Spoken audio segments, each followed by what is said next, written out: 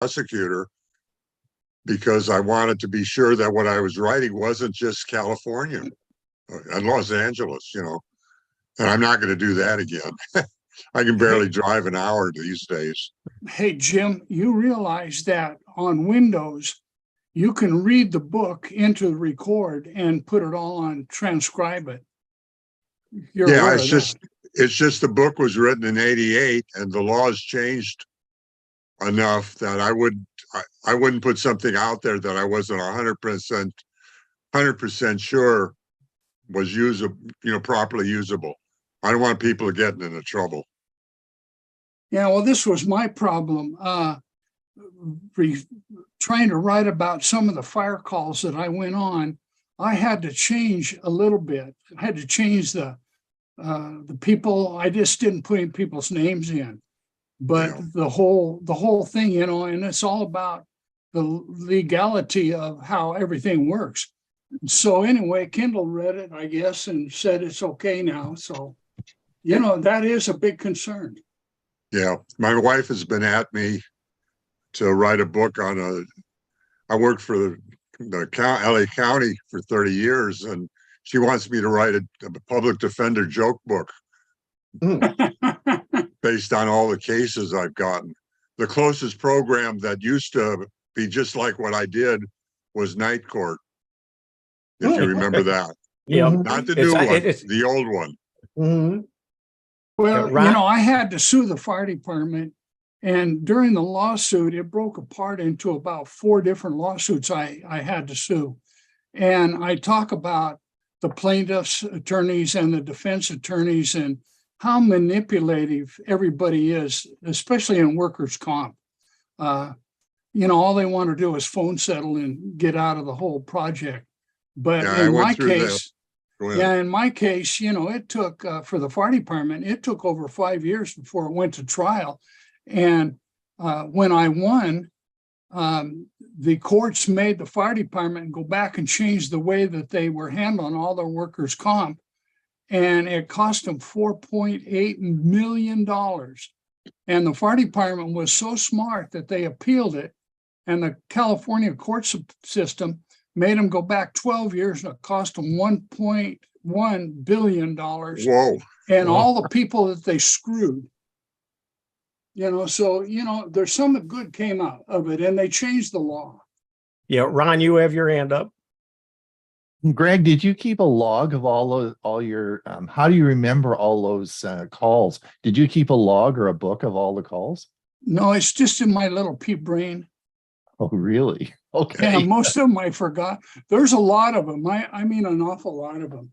You don't forget the special ones. I mean, no, they stick with you. I mean, I still dream about some cases I've had years ago. Yeah, well, there's a couple of things that we responded to a call one day. It was a dentist's office that was on fire. And when I pulled up into the parking lot, the lady ran out and she was on fire. And she was actually dead, but she was still moving. And she pointed her finger to me as I went by, and she fell. The fire burned all of her clothes off, and she fell, and she was just petrified with one finger, and her toes was all that was holding her in an arch. Well, let's change. I think we need to change the subject. Carl. I think so too. Yep. Yeah, it's a hard act to follow. Yeah. I just want to mention Hewie. I did download Snugit, and there is I think it's a 30-day trial. But it's pretty expensive. It was, I don't know, like for the year, $60, $80 or something. And, but I tried to use it. I was doing something and I wanted to record it because it does recording, and with video editing, I thought that'd be really nice. But it's not intuitive, Hewie. I've been using it for so long. But I'll give you a little tip that they don't verify if you're a student or not. And if you get the student price, it's a lot cheaper. Oh, okay. Well, that's an excellent tip. I thought you were going to tell me how to sleep on the documentation, and I would learn how to use it in the morning. Yeah. You'll find Screencast-O-Matic, which is now called Screen Pal, a whole lot easier to use. And you can start with what's it the called? Screen Bob? Screen Pal. Screen Pal. PAL. Yeah. All right, I'll check into And that. start with the free stuff. Works really, really well. And if you like it, then you can always pay for it. I should have known better to start with you. Every time I used to ask Ron a question, he'd say, "Did you try Googling it?" By the way, All right. Carl, TechSmith, who makes those Snagit and Camtasia, they have a very good bunch of tutorials internally. But it's still a hard program to learn. Oh yeah. All right, before I run out of time, my memory's real short. Bob, what's the name again? Screen Pal. I have to write it down. I don't remember anything anymore. Welcome Thank to you. the club. Yeah. That's why we're seniors. Greg, you got your hand up again? Yeah, this is Beats really the quick. alternative. From what I've learned on you guys, I got on Google, I think it's Brad, the AI, and I asked it to do a couple of things for it. Bard, not Brad. Bard. Bard, yeah, BARD. okay. Right. Yeah, anyway, it came back with a whole list of stuff and nothing was actually correct that I found. And it wouldn't do what I wanted it to do. But anyway, it's there. And if you guys ever get a chance, try to use it. Oh, yeah. Well, I'm going to talk about it today, and Bob's talking about it Wednesday night. So at the end of it, I said, thank you. And it says, you're welcome, Greg. Personable. It's definitely a conversation software. Mm-hmm. Yeah. I find that I go to ChatGPT, Bard, and Bing, and I get 3 different answers. Remember, Bing is a search with an added plus of ChatGPT, but it's primarily the search engine. Whereas ChatGPT is strictly chat, limited in its scope and how far it remembers things or has information on. And Bard is supposed to not have that restriction, but Bard does a darn good job of lying. Well, they all do. Yeah, you are the one who has to catch the lies. Well, I found I was president of some company I never heard of. Okay, we're getting close to time here. We got time for a question or two quick ones. I just have a comment. I received a computer from my son out of an auction that he got it. And to my surprise, this SSD drive looks like a thumb drive, but it's right mounted on the board. It's not really an IO. It's now part of the OS board. Yeah, they're called M.2s. I did order those about a year ago. Yep. It's really fast, but they're fast and they're so small. Yeah, it's a Dell computer, and the sides come apart. They unsnap and everything is exposed. It's really neat. It's an industrial, commercial brand computer. Okay, I gotta mute y'all.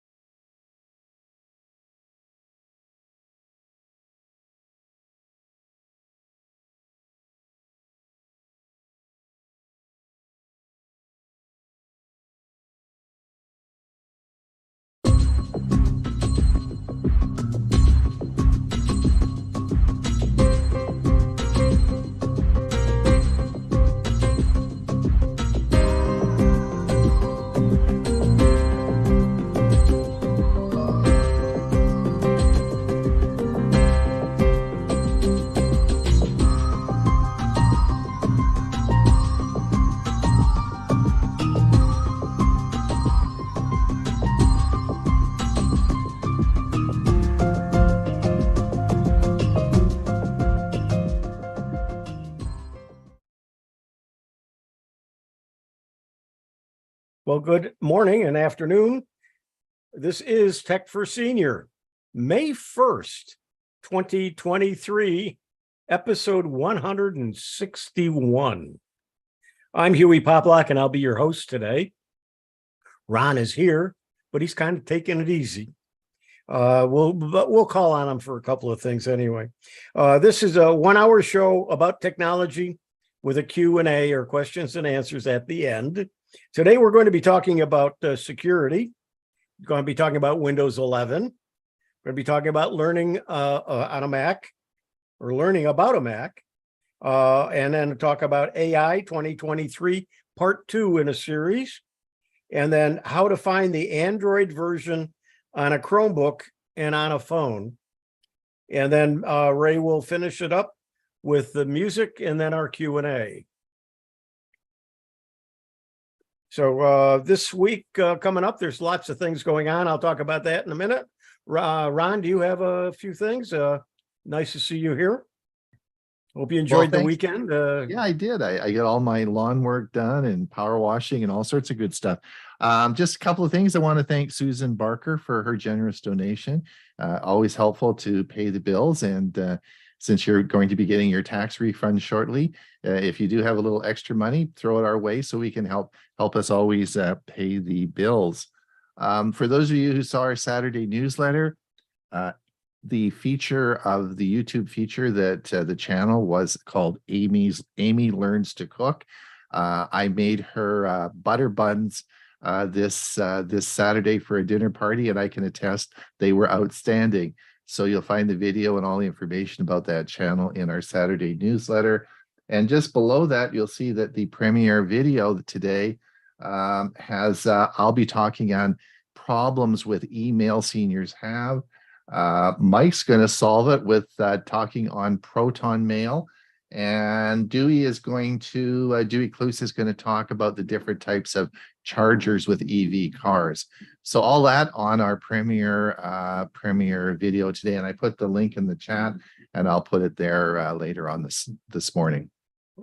That's Thanks, it, Ron. Yeah, Bob, how are you doing today? Just fine. Another pretty day. At least we didn't freeze during the night, and we're supposed to go into the 80s today. Okay. Pretty soon it'll be time to turn on the AC, I think. I've had mine on. I know that. Let's see. Ray, are you here? I am here today. I'm glad to be back in person this week and seeing everyone. The surgeries went well. It takes a while to fully recover as far as the eyesight goes, but I'm on the right path. That's great. Glad you're here. Bill James? I'm here. Good morning. How are you today?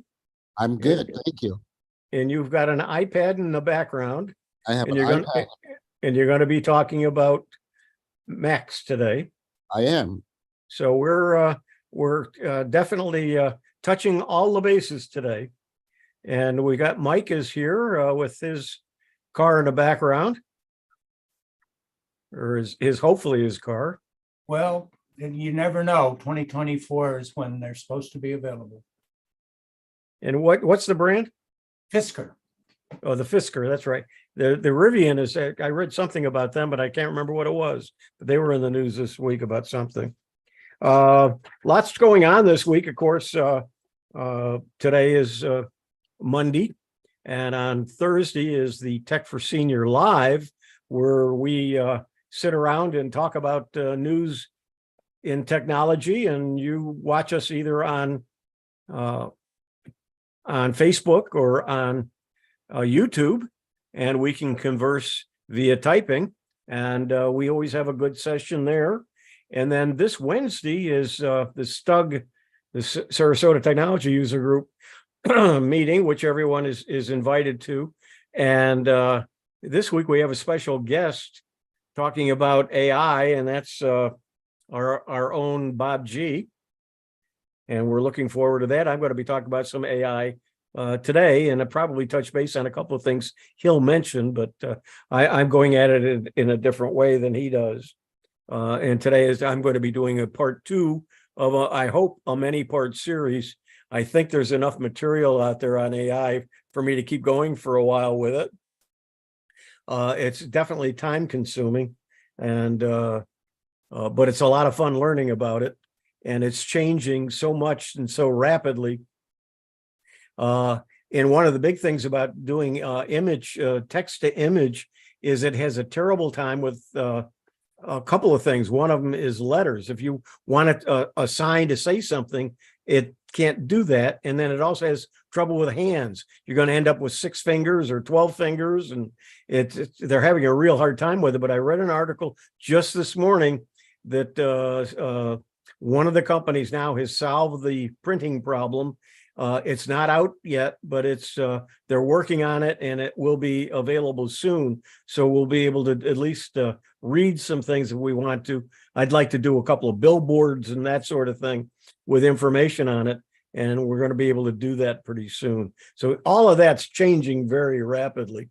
And so this is a good place to be for us seniors who we kind of need help in understanding some of this stuff. And so that's why we try to learn it for you and then fill you in on it, and then try to answer some questions as well. And so we're glad you're here. I hope there's some, if you're new to the to this presentations that we do on Mondays, if you're new to it, put something in the chat box that tell us where you're at and how you heard about us. We'd love to hear from you. And if you're going to be around during the Q&A, by all means, speak up and introduce yourself as well. And I hope you've got some questions for us, or listen carefully and come up with some questions on what we talk about today. So on that note, we got a lot to cover. So Bob, I see you've already started. You can go ahead, and thank you very much.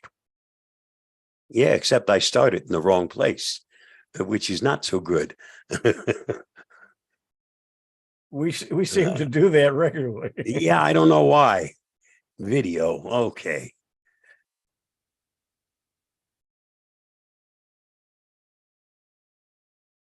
Here is my security news roundup for the week ending April 28th, 2023. Netlist's patent infringement case cost Samsung $303 million. According to a recent report from Reuters, Samsung used Netlist Inc.'s patented technology in its own products, and once Netlist realized the infringement, it took the issue to court in Texas. The claim was filed back in 2021, and last Friday it came to a conclusion after a jury found Samsung guilty, making it pay $300 million to Netlist Inc. Samsung is also getting ready to invest $230 billion in South Korea's chip-making cluster, which makes $303 million look like a small amount of money. Read more at ghacks.net. Russian hackers suspected in ongoing exploitation of PaperCut servers. Print management software provider PaperCut said that it has evidence to suggest that unpatched servers are being exploited in the wild, citing 2 vulnerability reports from cybersecurity company Trend Micro. PaperCut has conducted analysis on all customer reports, and the earliest signature of suspicious activity on a customer server potentially linked to a vulnerability on the 14th of April. Users are recommended to upgrade to the fixed version of PaperCut ASAP. Read more at thehackernews.com. Google Cloud introduces Security AI Workbench for faster threat detection and analysis. Google's cloud division is following in the footsteps of Microsoft with the launch of Security AI Workbench that leverages generative AI models to gain better visibility into the threat landscape. Powering the cybersecurity suite is SecPalm, a specialized large language model that's fine-tuned for security use cases.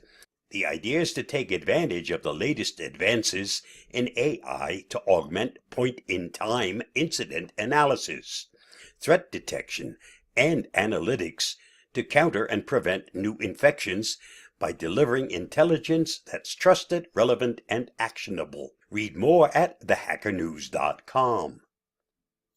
Edge version 112 and above. Bing now tracking every page you visit. The recent Edge version 112 and later has made a change to the behavior of optional but on by default privacy feature, show suggestions to follow creators in Microsoft Edge. In prior versions, this feature seemed to only apply to small subset of websites when visiting subpages of the site. The complete URL of the page you are visiting is submitted to Bing. To avoid this possible privacy concern, disable the privacy feature, show suggestions to follow creators in Microsoft Edge, especially in a corporate environment that may expose sensitive data in the internet's URLs visited by users on the network. Watch my video for easy to follow instructions. Just follow the link listed. Phishers may already be using AI to improve their attacks.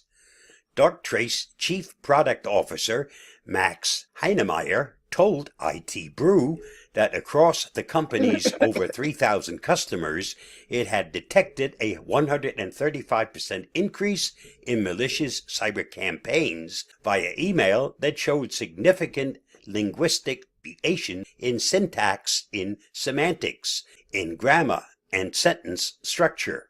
He said while the firm could not demonstrate causation or correlation and doesn't want to fuel AI hype, the time period lines up with widespread commercial availability of tools like OpenAI's ChatGPT. Unfortunately, AI isn't only used for good. Read more at itbrew.com. Google gets court order to take down CryptBot. Google on Wednesday said it obtained a temporary court order in the U.S. to disrupt distribution of a Windows-based information stealing malware called CryptBot and decelerate its growth.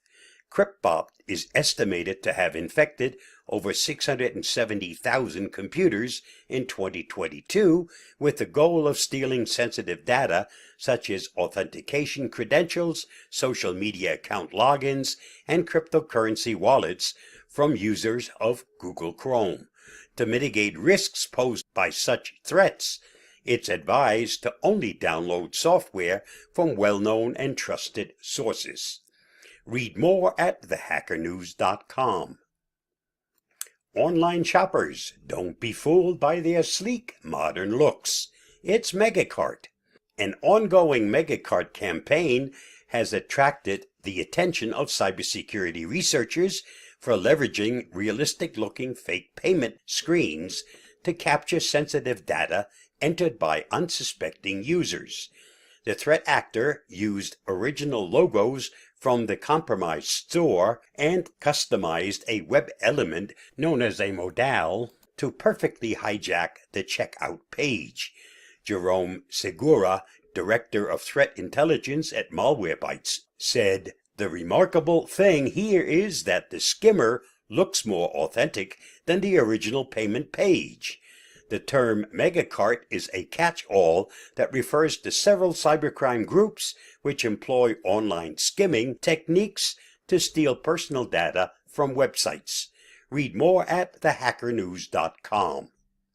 This week's must-see on my YouTube channel. Here are 20 Windows 11 tips to master. These tips and tricks are just the beginning. Please watch my video on this topic at the link listed. Did you know? The word nerd was first used by Dr. Seuss in the book If I Ran the Zoo. The mantis shrimp can see more colors than any other creature on Earth.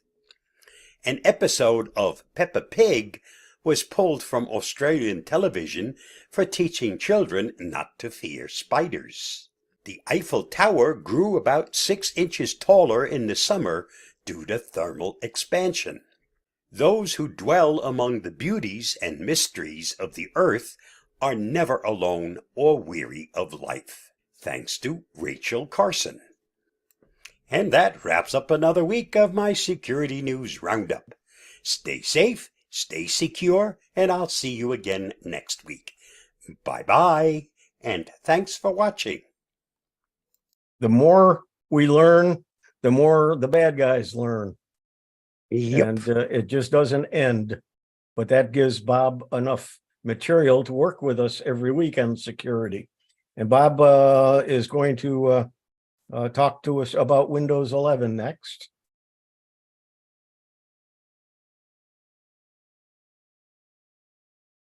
I think. There we go.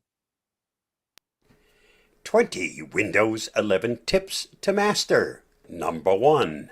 Pin your favorite apps to the taskbar.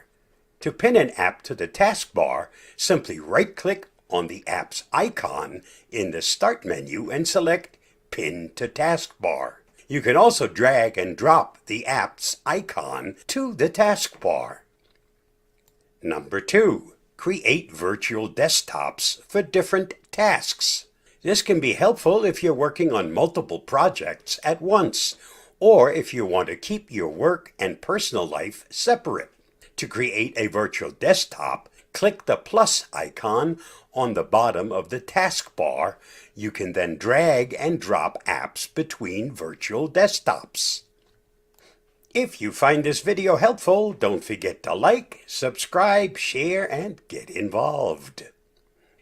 Number 3. Use Snap Assistant to organize your windows. To use Snap Assistant, simply hover over a Windows Maximize button and you'll see a grid of layout options appear. Click on one of the layout options to snap the window into place. Number 4. Customize the Start menu.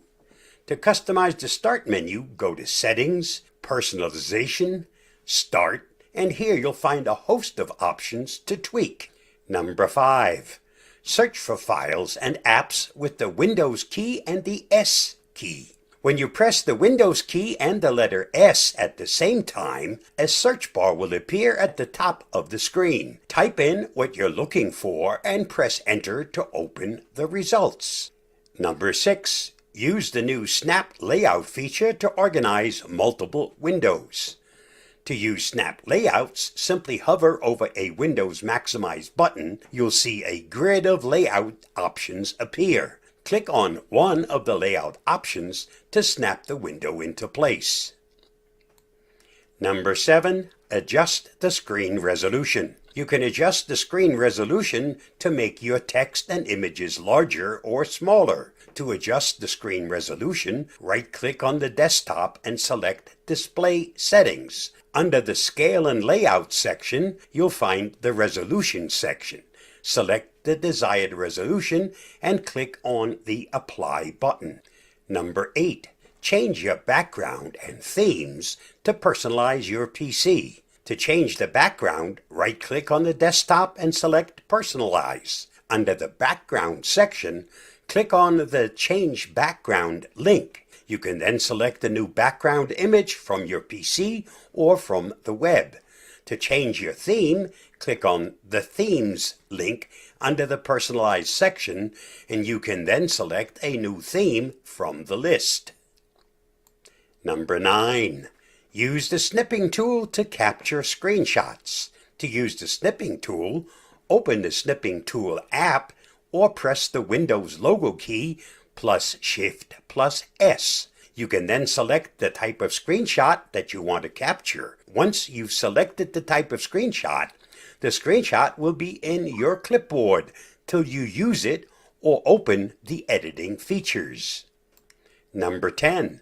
Activate Night Light to reduce eye strain. Night Light is a feature that reduces the amount of blue light emitted from your PC's display. Blue light can be harmful to your eyes, especially at night. To activate Night Light, open the Settings app under the System section, click on the Display link. Under the Night Light section, toggle the Night Light on switch. Number 11. Task Manager allows you to view and manage all active processes. To open Task Manager, press the Control, Shift, and Escape keys. You can then view all active processes in the Process tab. You can also view the CPU, memory, disk, and network usage of each process. Number 12. Use the Focus Assist to avoid external distractions. To activate Focus Assist, open the Settings app and under the Systems section, click on the Notifications and Actions link under the Focus Assist section. Number 13. Use the Windows key plus Tab to access your timeline. Your timeline is a history of all the apps and websites that you've opened recently. Simply press the Windows key and the Tab key at the same time. You can then scroll through your timeline to view the apps and websites that you've opened recently. Number 14. Use the Clipboard History feature to manage your copied items. The Clipboard History feature allows you to store up to 25 of the items that you've copied recently. To access the Clipboard History, press the Windows key plus the V key. You can then view the items that you've copied recently and paste them into any app. Number 15. Use Task View to create and manage virtual desktops. Virtual desktops are like separate workspaces that you can use for different tasks. To create a new virtual desktop, click on the plus icon at the bottom of the taskbar, and you can then drag and drop apps between virtual desktops. Number 16. Use Snap Groups to quickly access multiple apps. To create a Snap Group, simply drag and drop an app into another app. The two apps will then be snapped together into a group. You can then add more apps to the group by dragging and dropping them onto the group. Number 17. Set reminders using Cortana. To set a reminder using Cortana, simply say, "Hey Cortana, set a reminder for reminder." For example, you could say, "Hey Cortana, set a reminder to take out the trash at 7 p.m. Your reminder will be added to the reminder list. You can view your reminders by clicking on the reminders icon in the taskbar. Number 18. Use Quick Action to quickly access settings. To access Quick Actions, right-click on the taskbar. You'll see a list of quick actions appear. You can then click on a quick action to open the corresponding setting. Number 19. Customize your notifications to prioritize important ones. To do this, open the Settings app.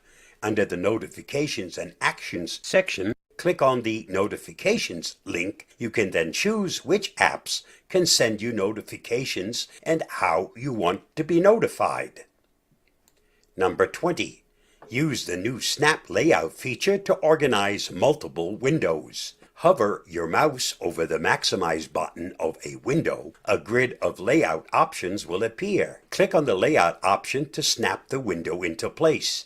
Drag and drop other windows into the layout to fill the remaining spaces. To undo a snap layout, press the Escape key. These tips and tricks are just the beginning.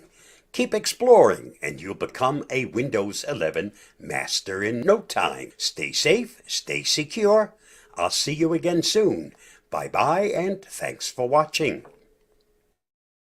Thank you, Bob. Excellent tips. And don't forget the Windows Special Interest Group is the second Sunday of the month. So it's not this coming Sunday. It will be the following Sunday. Next, we've got Bill is going to talk about Macs. And he's learning Macs from being a PC user. And so he's going to talk a little bit about what he's learning on his Mac and what's different between that and his PC. Bill, go ahead. Thanks. Thanks, Hewie. Let's get started here.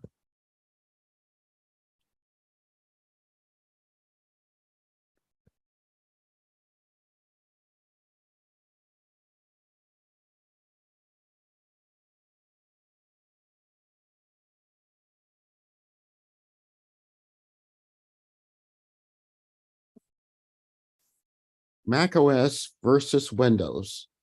Learning the Mac for Windows users. You ask, why are we doing this? It's curiosity to find out what Windows has that macOS doesn't, or what features macOS has that Windows doesn't. The fact is that over the years, the two operating systems have become more and more similar in terms of features.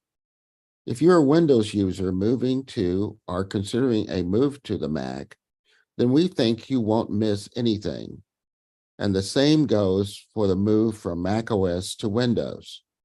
But learning a new operating system is the frustrating factor in any switch. The benefits have to outweigh the disadvantages of the unfamiliar. For anyone who already uses an iPhone or iPad, we feel that macOS will be familiar even if you use Windows, which may be a good reason to move to Mac. However, unlike Windows, the macOS does not support touchscreens. It's important to note that both macOS and Windows have their unique features, strengths, and weaknesses, and the choice between them often depends on personal preferences, specific needs, and hardware requirements. The Mac desktop is the virtual interface that appears on your Mac computer screen after you have logged in. It typically includes the following elements: desktop wallpaper. This is the background image that covers the entire desktop. macOS comes with a variety of pre-installed wallpapers, and you can also choose to set your own custom wallpaper. Icons. The icons are a small graphical representation of files, folders, and applications that are stored on your desktop or in the dock, a bar that typically appears at the bottom or side of the screen. Icons can be arranged in a grid pattern on the desktop and can be clicked on to open files, folders, or launch applications. The menu bar. It's a horizontal bar that spans the top of the screen and contains various menus such as the Apple menu, application menus, system status icons, for example, Wi-Fi, battery, sound, etc. The dock is a bar that typically appears at the bottom of or the side of the screen, as I stated earlier, and it contains icons for frequently used applications, files, and folders. You can click on these icons to quickly launch applications or open files or folders. The menu bar icons on the right side of the menu bar, you may see various icons that represent system status such as Wi-Fi signal strength, battery life, and sound volume. The Finder is the default file manager application in a Mac OS, and it typically appears as an open window on the desktop. It allows you to navigate and manage files and folders on your Mac. The menu bar apps may have icons or apps that run in the background, such as calendar apps, messaging apps, and cloud storage apps. These may display information and provide quick access to certain features via the menu bar. And you have to note that the appearance of the macOS desktop may vary depending on the version of macOS that you're using, as well as any customizations or personalizations you may have made to your Mac. The above descriptions provide a general overview of the typical elements you might see on a Mac OS desktop. In comparison, the Windows desktop is a visual interface that appears on your computer screen after you've logged in, and it can typically includes the following elements: desktop wallpaper. This is the background image that covers the entire screen. Windows comes with a variety of pre-installed wallpapers, and you can also set your own custom wallpapers. Icons. Again, icons are small graphical representations of file folders and applications that are stored on your desktop or in the taskbar, the bar that typically appears at the bottom of the screen. Icons can be arranged in a grid pattern on your desktop and can be clicked to open files, folders, or launch applications. The taskbar in Windows is a horizontal bar that typically appears at the bottom of the screen and contains various elements such as a start button, taskbar icons, system icons, status icons such as your Wi-Fi, battery, sound, etc. The Start button is a clickable button that opens the Start menu, which provides access to app settings and other features. The System Tray is a section of the taskbar that applies system status icons and notifications, such as clock, volume, control, and notification center. The search bar on the right-hand side of the taskbar, you may see a search bar or Cortana, which is the virtual assistant that can help you search for files, launch applications, and perform other tasks.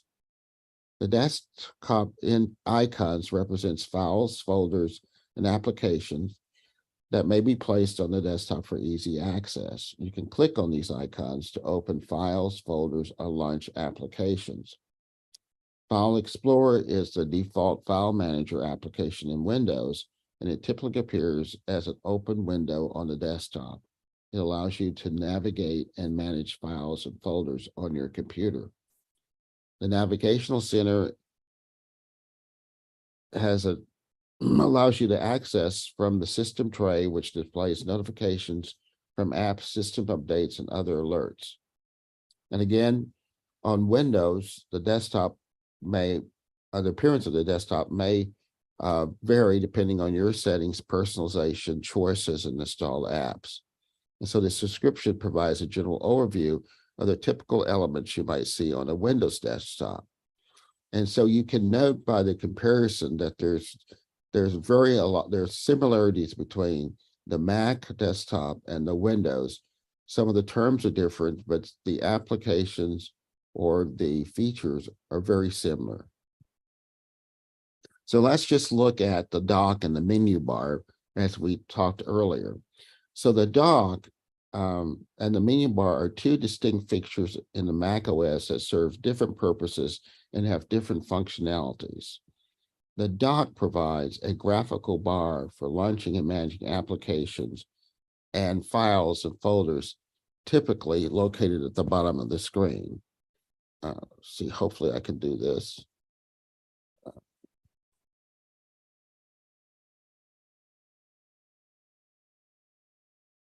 So as you can see here, the bar it looks like the taskbar, but it has some different features. This here is what's referred to as the Finder. And it will allow you to find any app that's on your it acts as a file manager, similar to Windows. And the next bar is referred to as the launcher, and this is where all your apps are installed on your computer. And as you can see, I have Edge installed. This is my Messenger, Mail, and so forth. The thing that's really interesting about the Mac is that the menu bar is a persistent bar at the top of the screen for access system-wide menus, system icons, and application-specific menus. So even if you have whatever application you're running, you can easily come to those controls. For example, if I wanted to just look at Zoom, I could just click here and it would give me all the different menu items that I can do just by clicking on that particular option, such as if I wanted to open chat. Those will all be listed here. I wouldn't necessarily have to use the menu bar that is also included in Zoom. One of the other things that we were talking about the search bar in Windows. In Mac, their search is referred to as the spotlight. And when you click on it, you get the spotlight search, and such as I can do here, I'm going to do exactly here 5 . 5 plus 5. And you see it gives me the result of the calculation. But then it also, like Windows, gives me additional opportunities, such as suggested websites that contain those same search factors. And then also it gives me some other deals using Siri. So Spotlight is similar to the search window in Windows, but it seems to me it gives you a little bit more in-depth information. Mac also has a control center, which equates to the action center in Windows. And it allows you to access your settings, controls, as we talked earlier, managing your Wi-Fi and your Bluetooth connections, enabling the do not disturb mode, and more. So both the Mac OS Control Center and the Windows Action Center provides you with a convenient way to access common system settings and controls in a unified panel.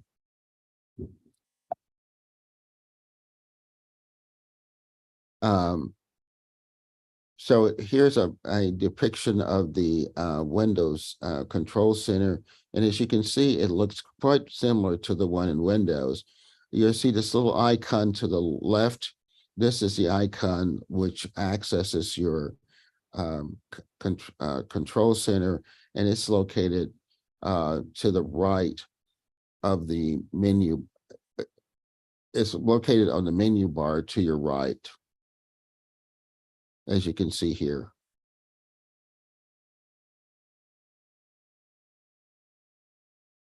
And we talked about the Launchpad, and it's a built-in application that provides a visual grid of app icons similar to the home screen on an iOS device. And it allows you to quickly access and launch applications installed on your Mac using a graphical interface. And the closest equivalent of that in Windows is the Start menu. So both of those serve as an application launcher and provide a way to you to access and launch installed applications. And here's a picture of the Launchpad. As you can see, you have all your applications here in a graphical display. And here's the icon that's located on your dock to access that feature.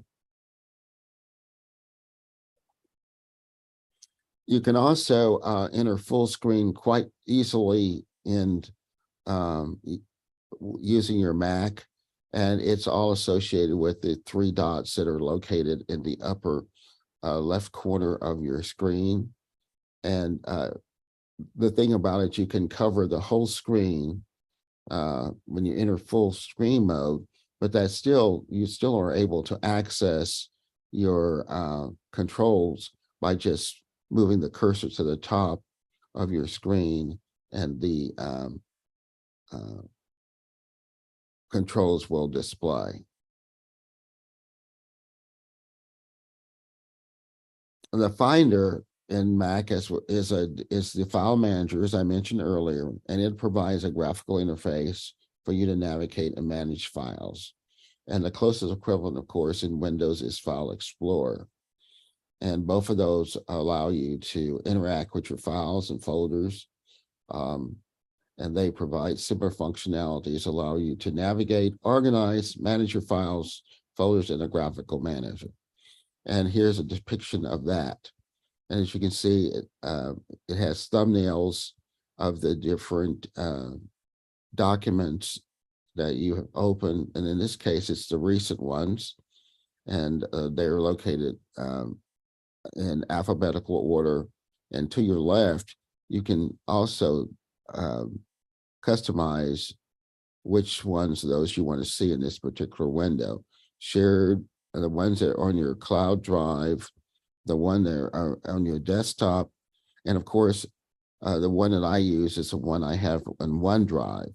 So I can access all my OneDrive documents here on my Mac, which allows me to go from my PC to my Mac and back and forth. So whatever I do in OneDrive is also on my Mac. And this is the icon that you look for on your dock to access that. And of course, the three dots, as we well know, that's the traffic lights that we remember on that we see. The red dot allows you to close and click the window or application that you're using. The yellow dot is the minimize button, and clicking it will minimize the window to the dock. And the green dot will maximize the screen or full screen. Now, one of the things that you have to remember on a Mac is that even though you use the red dot to close the application, that's not necessarily have closed. You'll need to go up to the menu bar and select close the particular application that you're using to completely close it. So I hope that these little tips that I've mentioned today kind of gives you some curiosity about using a Mac, and understanding that there's not a huge difference between the two. It's just adjusting to a slightly different keyboard, as well as understanding the functionality between what you have used on your Windows machine that you can apply to the Mac, and vice versa. So I hope you enjoyed this, and that completes my presentation. Back to you, Hewie. Thanks, Bill. The one thing that you have been explaining with all of this that it makes it easier for me to play with the Mac that I have is the fact that most of the programs are the same and they run the same. And so it's just some of the menus that you just have to learn. And once you learn those, if you know how to use a PC, you can pretty much run the Mac as well. So Exactly. Yeah. Okay, let's move on to something that's been taking up a lot of my time, and that's AI. In fact, well, I'm not totally accurate in all of what I said in this video, but we'll take it as such. So let me go ahead and share my screen. Find the right one, and that's this one.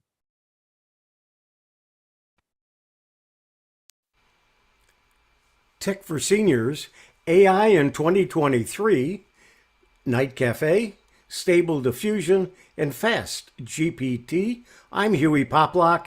This is part 2 of a series in AI in 2023.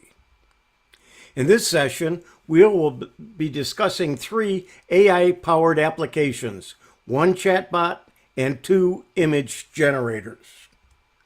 The chatbot we will be discussing is called Fast GPT, which is a tool that helps computers write stories and articles.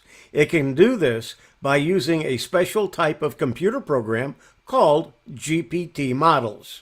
Fast GPT makes it easier for computers to write stories and articles faster and with less resources, and it costs less. The 2 image generators we will be looking at are Night Cafe and Stable Diffusion. Night Cafe is an AI art generator that allows users to create amazing artworks in seconds and share them with the community. Stable Diffusion is a generative model that can generate high-quality images from textual descriptions. Fast GPT is a Python library that can be used to generate text using GPT models. It's based on transformers and Onyx runtime and can use Onyx runtime quantized transformers, GPT models, for text generation tasks. It can improve inference speed and reduce resource costs. Modern large language models are powerful but often slow to use and lack information about current events.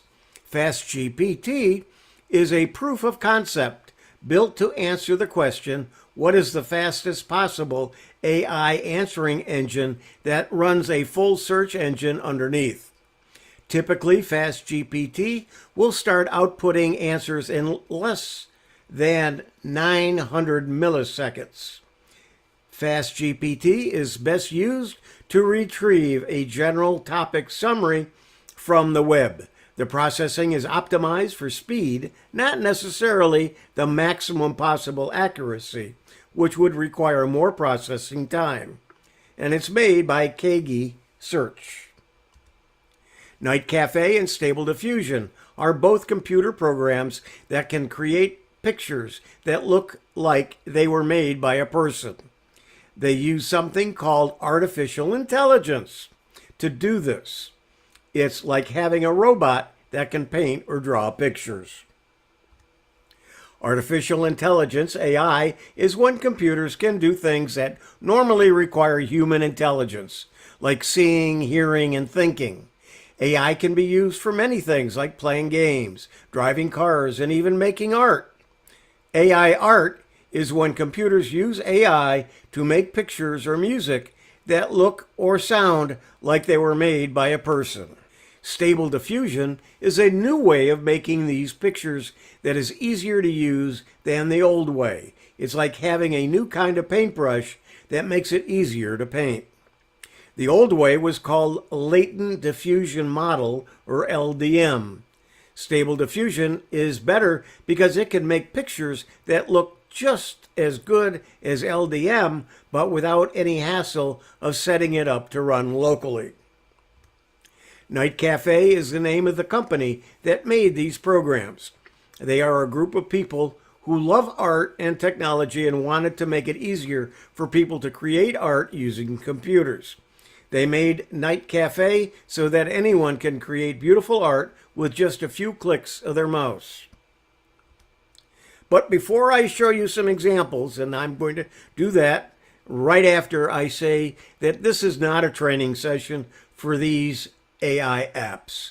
I'm only giving you a sample of what they can do. They are much more powerful than I will show. So let's get started. This is Fast GPT by Kagi. It's fast and it's free. Let's take a look at some examples of what we can get from Fast GPT. Our first example is, what is One UI? Click the answer, and there's the answer. One UI is Samsung's custom Android skin for its smartphones and tablets, and then it gives us some key points about it. That quickly. I did this one, and I was surprised at the answer that I got.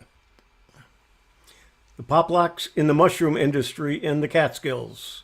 And Paul Poplock was my cousin, my first cousin, and he took over the mushroom farm from his father, my uncle, my father's brother, and he took it over from my grandfather.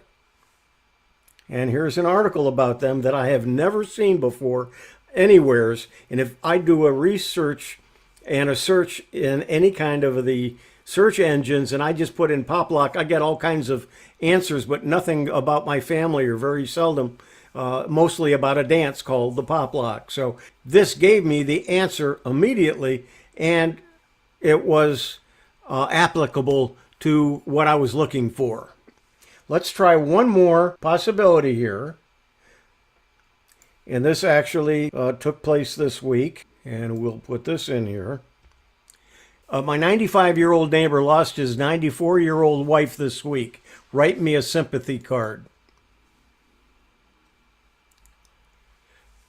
And it says, I'm sorry to hear about the loss of your neighbor's wife.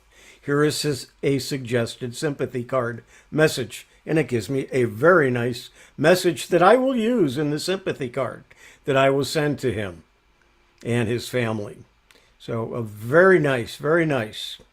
And that's Fast GPT by Kagi. Let's take a look at Night Cafe. There's a lot to this program, and I haven't explored all of it. We'll explore a little of it together. So I don't know what's going to turn out. We'll see when we're done with it. This is not a free website, but it kind of is. And I'll explain that.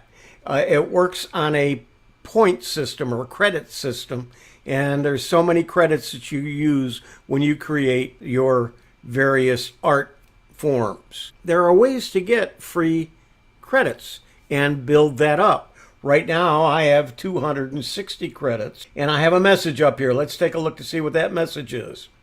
Well, what it's saying is every day I get, if I just click on this, I will get 5 credits. So let's go ahead and click it. And when I come out of this screen, you'll see 265 credits.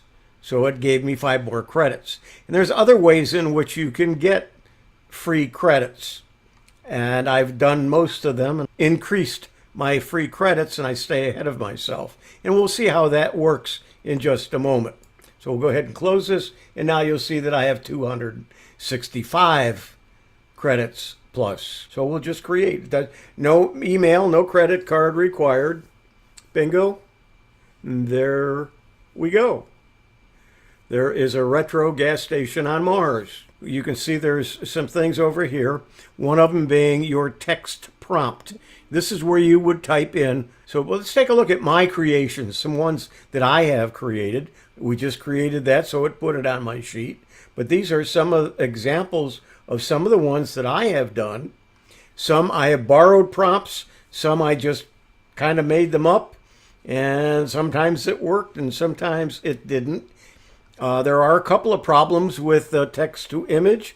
One of them is hands.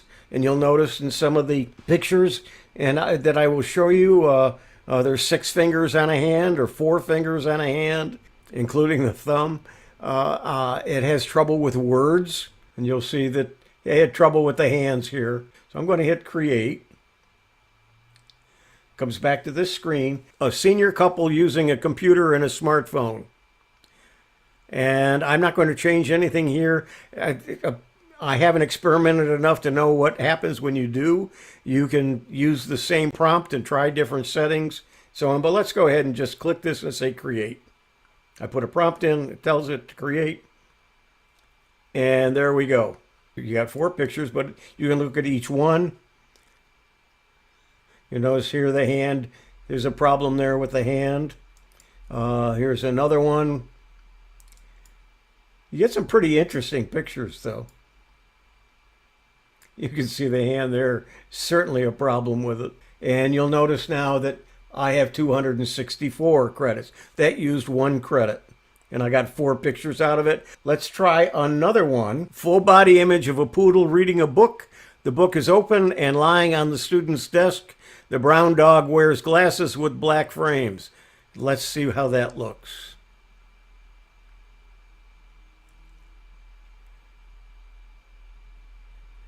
And that's what it looked like. I like that one much better than the ones that it just did.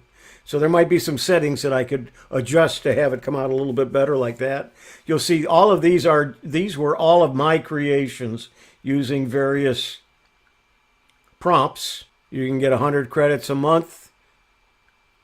And it's a limited, so you can get that for $5, less than between $5 and $6.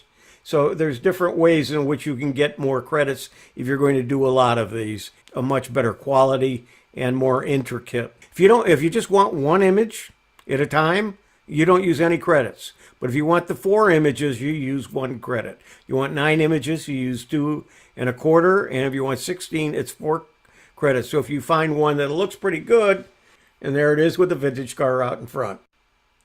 When I first started this research to do this presentation, I was looking at Stable Diffusion and thinking that it was this page that I'm going to show you now. However, the Stable Diffusion that I was really trying to show you it's part of the Night Cafe, and they are using Stable Diffusion in the program. But let's take a look at this one. This is StableDiffusionWeb.com. We're going to scroll down to see what's on this page. There are some examples telling you how you can get some high quality images and some other interesting things about it. But there is a Stable Diffusion playground. And we put in our prompt here, and you'll see how quickly it works sometimes. I was practicing with it just a little while ago, and it was going very fast, where other times it's taken me quite a while. It depends on how busy the server is. But we're going to put in the beautiful house with a lot of greenery and a vintage automobile in the driveway, and we're going to tell it to generate the image. You'll see it shows you how it's processing. You can kind of see the little gray bar going across, how quickly it goes, and we're done. And so it's showing one here with vintage cars, and here we are. It was that fast, and it's free. So that's another choice that you have to generate images from text. To summarize, we went over Fast GPT, Night Cafe, and Stable Diffusion Online. And there are the links to each of those. Just to show, we're running a little bit late, but I do want to get in this other item that I want to talk about. And it has to do with something we were working on with learning Chromebooks.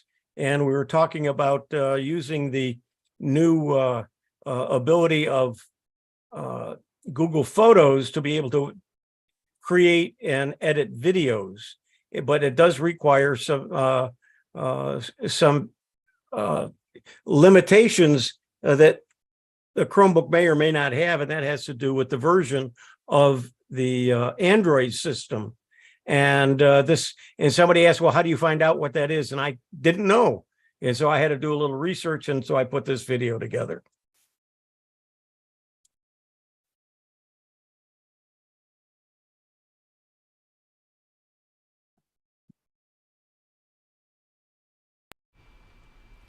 How to find the Android version on your Chromebook and your phone. I'm Hewie Poplock.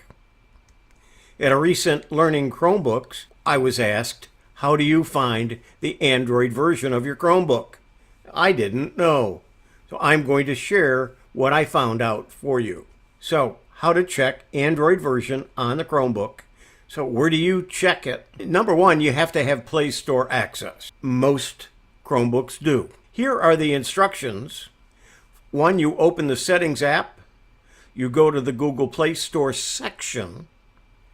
You click Manage Android Preference, and a new Settings app launches. And this is the Android Settings app, and the last entry on the page will be about device. It should show the Android version. Let's take a look. We're going to follow the directions. We're going to go to the lower right-hand corner, click down in that area, which will open up the dialog box. We click the gear for settings. We are now going to the settings, and we're going to type in Play Store. We want not the Play Store itself, we want the settings for the Play Store. And then you want to manage the Android preferences by clicking that little box. It opens up another dialog box. We go all the way down to the bottom to About Device, and we will see the Android version among some other information. And then when we click on the Android version, we'll get some more information about Android on this Chromebook. But what about a phone? On some phones, here are the steps to find the Android version number on an Android phone. 1, open the Settings app on your Android phone. 2, tap About Phone or System Updates. Number 3, look for the line that says Android version or simply Android. The number next to it is your Android version. Alternatively, you can go to Settings, System, Advanced, and then System Updates, and the Android version will be listed under Android version. As another option, you can open up an app called My Phone Info or System Info or Device Info app on your phone. If you don't have one of those, then you may have to download and install it. Look for the line Android version to see the Android version number. Here is the software that I have, and it's Device Info, System and CPU Info. You can see, I'm not going to even try to pronounce the guy's name, but it is available in the Play Store, you open it and then add it to your Chromebook, and you can then use it. Here's what it looks like: device info, system and CPU info. And this is what it looks like on the Play Store. Now remember, this is only one of many choices that you have to look at device info. This is the one I chose. So let's take a look. Let's take a look at my phone. It's a Samsung S22 Ultra, and we're going to follow the directions to try to find the version of Android that we have on this phone. We have to go to the page that has settings on it. So we'll go to, it's the third one over. There is settings. So we're going to open the settings app. And then we're going to tap on About Phone. As we scroll down, it's all the way to the bottom on my phone. We click on that. In this case, we have to go to software information, and there we will find the Android version, which is Android 13. Let's look at the app that we downloaded and installed called Device Info. I had suggested there are other titles that you could have on your phone that will give you similar information. Let's look at the one that I have. It gives us quite a bit of information about what's going on. This is the dashboard. We want to go to the system, and we'll see right here at the top that it's Android 13. It's API level 33, released August 15th, 2022. And that is the latest version of Android. Version 14 of Android will be released probably August or September of 2023. This is also One UI version 5.1, and I'll explain that in just a few minutes. This app has a lot of good information, but we don't have time to cover it in this presentation. And we'll come back to our main page. So that's device info. Here are the versions of Android, remembering that you will not find any of this applicable to your iPhone, as it wouldn't have Android on it. The latest version of Android, as I said earlier, is 13.0, and 14 will be out later this year. Samsung One UI is a custom Android skin developed by Samsung for its Android devices. One UI provides a redesigned interface with a focus on simplicity, ease of use, and visual appeal. One UI is updated regularly with new features and improvements. The latest versions are One UI 5.1 and One UI 5.0. One UI 5.1 was installed as an update on my phone about a month ago, so that's when I went from Android 12 to Android 13. One UI aims to provide a simple, elegant, and seamless experience across Samsung devices like smartphones, tablets, laptops, smartwatches, and so on. It's one of the most popular Android skins due to the Samsung's large market share and the refined design of the interface. This has been How to Find the Android. Yeah, we're running way behind. Ray, go ahead. All right, thank you. Hewie, are we going to see in the future